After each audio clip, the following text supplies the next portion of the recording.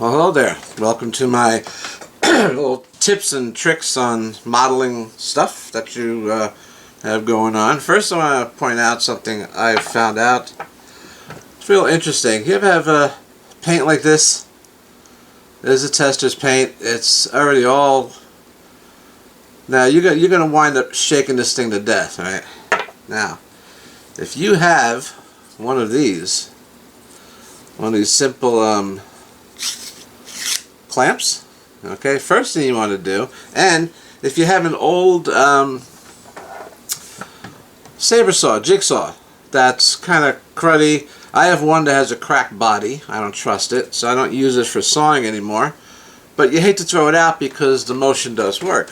So what I did is I took this end here, filed it down, okay, made it thinner this way and that way, so it would fit in the receptacle where you put your saw blade. What I came up with was this. As you can see, right where it mounts, it's in there secure. Alright, the rest of the jigsaw is really not worth much. I figured I could sacrifice it. So what I do is, you see the shape of the paint here. You just clamp it in, give it a run.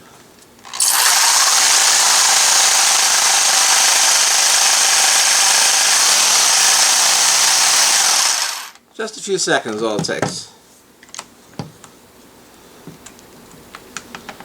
There's that.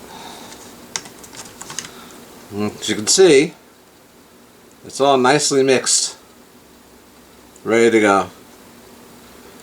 It only took a few seconds using the saber saw.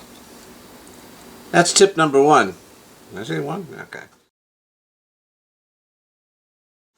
Next, as we notice here, I can't open the bottle. You can bang on it, do what you want to do. Here's a tip on how to open these bottles.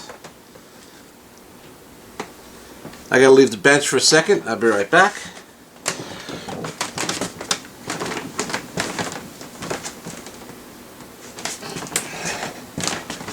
This will save you a lot of heartache. Have here a simple bottle of, let's see how I do this, nail polish remover.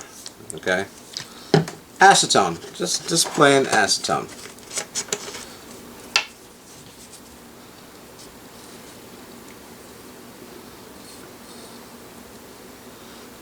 You don't need that much. What you do is you put it in the cap. Go around, sticking it in the cap. See how I'm doing it there? A little bit. That's all you need, just that little bit. You let it sit for a few seconds.